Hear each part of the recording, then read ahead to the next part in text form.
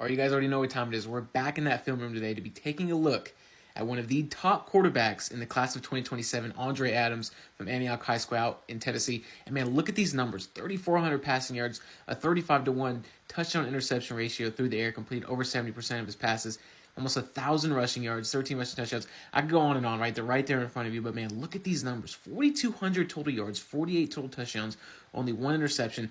This dude, it's very easy to see why he's one of the top quarterbacks in the country. And this dude made me look smart too, because I called my shot on him back in January after watching his sophomore stuff. You can kind of see the tweet there from November 2024. 2,100 passing yards, 17 touchdowns. So think of that, and then think of the production that he just had this past year. That's the type of jump in production, and really just the jump in play you want to see, especially at quarterbacks, right? Between their sophomore and their junior year, he really exploded. It was really easy to see why, even as a sophomore too, right? He was a budding star.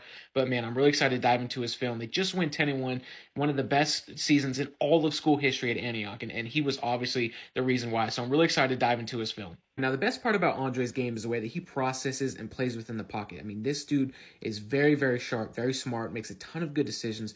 You don't post that touchdown interception ratio without being able to make the proper decisions, know where you're going with the ball, to read and understand coverage. And we're going to get a little glimpse of that here with this first clip. Obviously, we have 3 over 3 to the field here. And number 1 of the field is just going to run this now screen, this sudden hitch, basically, like I said, just a now screen, right? And number 2 is going to run vertically. Now, the way that they set it up, and we'll let it run here, you can see, right, this corner right here, he's everything, they're playing top down, right? Everything, trying to keep everything in front, but there is no over-the-top help, and he knows that pre-snap, right? Obviously, that's where the read is, that's where it's designed to go, and that's what he's seeing pre-snap. Now, the corner's going to try to, initially, he's going to, like I said, keep everything in front. He sees number 1 kind of, turning for that now screen, and number 2 is just releasing vertically. Easy decision, easy throw, easy touchdown.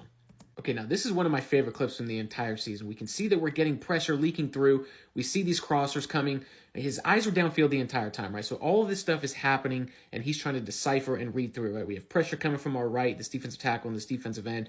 The defensive end's upfield. He's kind of neutralizing himself, but this defensive tackle and the 2 defensive tackles are leaking through on our right side.